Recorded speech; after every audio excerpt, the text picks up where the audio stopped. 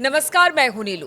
तो सीरिया पर इजराइल लगातार हमले कर रहा है। इजराइल के हमले रुक नहीं रहे हैं। अब सीरिया की बात की जाए तो अभी तक का सबसे बड़ा हमला इजराइल की तरफ से सीरिया पर हुआ है, लेकिन इस बीच कुछ खबरें भी सामने आ रही है जो इजराइल के लिए कहीं से भी मुफीद नहीं है।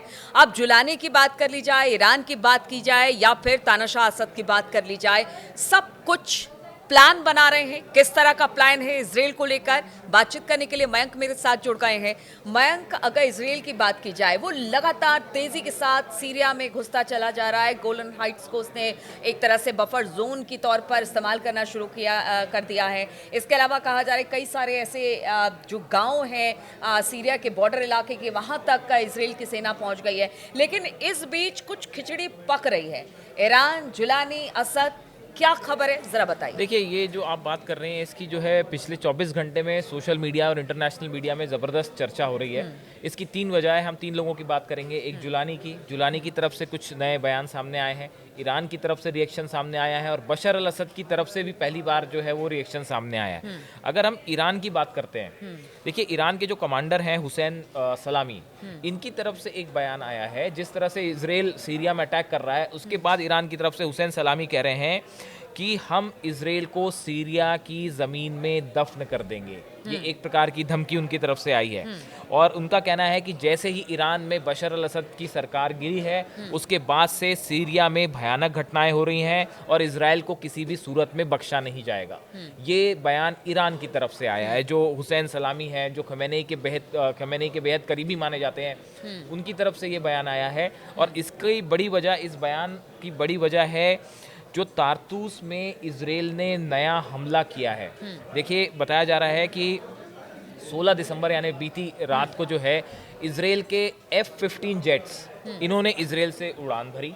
ये सीरिया के अंदर दाखिल होते हैं और तारतूस जो इलाका है, यहाँ पे इन्होंने एक बॉम्ब ड्रॉप किया, जिसके बाद एक मशरूम क्लाउड बना। जिस तरह का आपको एक न्यूक्लियर धमाके के बाद, परमाणु धमाके के बाद जिस तरह का क्लाउड दिखता है, उस तरह का क्लाउड दिखा, जिसकी सोशल मीडिया में बहुत चर्चा है, उसकी तस्वीरें छाई हुई हैं।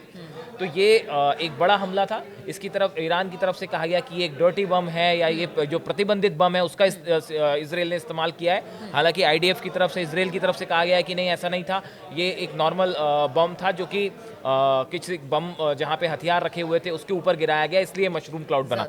जो भी हो, लेकिन हकीकत ये है कि इसके बाद, इस घटना की जिस तरह से इजराइल सीरिया में अंदर घुस रहा है, उसके बाद अब ईरान की तरफ से ये एक बड़ी प्रतिक्रिया सामने आई है कि हम जो है वो इजराइल को जो है वो सीरिया की जमीन में दफन कर देंगे। एक सवाल और उठता है मयंक, चूंकि ईरान की बात हो रही है, कहा यह जा रहा है कि धीरे धीरे जो भी ईरान को समर्थन कर रहा था मिडिल ईस्ट से, कहीं ना कहीं खास तौर पर इन सब इलाकों, चाहे सीरिया हो गया या हूती, हमास, सभी को टारगेट किया गया।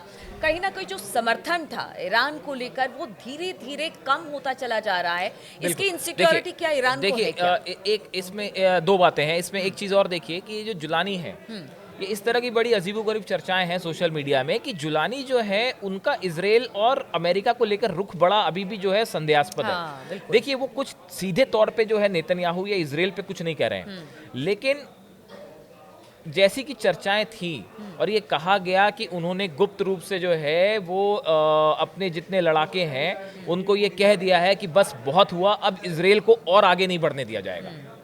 देखिए, ये इस तरह के बयान की चर्चाएं थी न्यूज़ में और सोशल मीडिया में कि जुलानी की तरफ से ये कहा गया कि बस अब जितना आगे इजराइल आ चुका है, अब इसके आगे नहीं बढ़ने दिया जाएगा और इजरायली सैनिक अगर आगे बढ़ने की कोशिश करते हैं तो उनको जवाब दीजिए।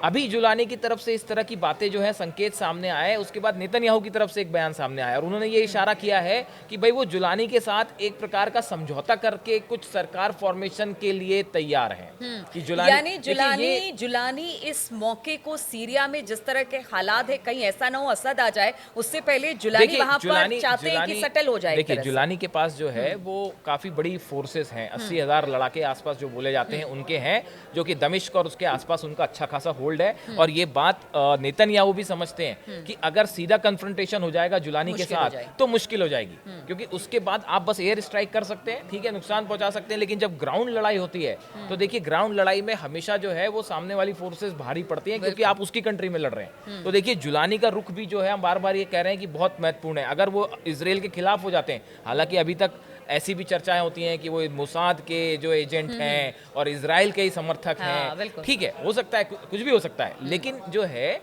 अब स्थिति ऐसी हो गई है कि इजराइल दमिश्क के करीब पहुंच चुका है। तो अगला हमला या आगे बढ़ना क्या दमिश्क पे कब्जा होगा? तो उस समय जुलानी का रुख क्या होगा? और तीसरी चीज जो बशर अल असद की आपने चर्चा करी, उनकी तरफ से भी बयान आया है कि सीरिया को फिर से फ्री करवाया जाएगा, इजराइल को बाहर भगाया जाएगा। ये बशर अल असद की तरफ से बयान आया है रूस से, मैं बैठे बैठे। बिल्कुल। और एक बयान का जिक्र यहाँ पर ये भी कर दे, क्योंकि असद ने कहा कि देखिए मैं सीरिया छोड़ना नहीं चाहता था, लेकिन रूस के मेरी कहने पे, सिक्योरिटी हाँ, को लेकर रूस चिंतित था और यही वजह है कि मैंने कहा कि ठीक है अभी सीरिया छोड़ना ही मेरे लिए ठीक होगा। देखिए ये जो है ना बातें, इनको थोड़ा सा समझना पड़ेगा। बशर अल असद की तरफ से ये कहना कि सीरिया हम वापस हासिल कर लेंगे, ईरान की तरफ से आपत्ति जताना कि हम जो है वहाँ इजरायली फोर्सेस की वहाँ पे हम जो है वो कब्रगाह बना देंगे या उनको दफन कर देंगे। दूसरा, जुलानी की तरफ से अब इस तरह के संकेत आने लग गए हैं कि भाई अब बस इजराइल और आगे ना बढ़े। ये तीनों चीज़ें जो हैं वो इस बात का संकेत दे रही हैं कि हो सकता है कि अब जो है सीरिया का ये युद्ध एक निर्णायक मोड़ ले ले और इजराइल या तो किसी प्रकार के समझौते की तरफ चीजें आगे बढ़ जाएं और या फिर एक बार फिर बड़ा कन्फ्रंटेशन सामने होए, जो हो सकता है कि नेतन्याहू खुद ना चाहे इसको करना, क्योंकि एक तरफ वो खुद भी जानते हैं कि हिजबुल्लाह से लड़ाई के बाद फोर्सेस थकी हुई हैं, वो खुद ही कह रहे थे। और हिजबुल्लाह से आखिर वो लेबनान तो नहीं जीत पाए ना, लेबनान में वो जो हासिल करना चाहते थे टारगेट वो पूरा नहीं हो पाया। तो कुछ लोग तो ये भी कहते हैं कि ईरान ने जो है वो लेबनान बचा लिया और सीरिया चला गया। और उसके बाद ये सीज फायर को लेकर जो हम बार बार कह रहे हैं कि क्या ये किसी तरह की अंडरस्टैंडिंग थी कि भाई लेबनान छोड़ दीजिए। और अंडरस्टैंडिंग इस बात को भी लेकर मयंक कि जिस तरह से जुलानी से बात हो रही कि नेतन्याहू और उनके बीच में कुछ खिचड़ी पक गई है, तो क्या उनको लगा कि लेबनान छोड़ना ज्यादा सही रहेगा, यहाँ पर मैं चीजों को मैनेज कर लूंगा? हाँ, अब देखिए क्या है कि इस पूरे इलाके में इतने सारे प्रॉक्सी संगठन ऑर्गेनाइजेशंस काम कर रहे हैं, ऐसी स्थिति में इजराइल के लिए भी ये बहुत आसान नहीं है कि सीरिया पे जाके अपनी सेना लेके बैठ जाए और वहाँ पे लंबे समय तक कब्जा रखें। ये तब तक हो रहा है जब तक जुलानी चुप बैठे हैं। जिस दिन जुलानी अगेंस्ट हुए, नेतन्याहू के लिए संकट पैदा है। ठीक है, तो जिस दिन जुलानी अगेंस्ट हुए नेतन्याहू के लिए संकट है, लेकिन नेतन्याहू चाहते हैं कि सीरिया में हालात उनके कंट्रोल में रहे और इस खबर पर लगातार हमारी नजर बनी रहेगी। हम आपको लगातार अपडेट देते रहेंगे। फिलहाल बहुत बहुत शुक्रिया हमारे साथ इस चर्चा में शामिल होने के लिए।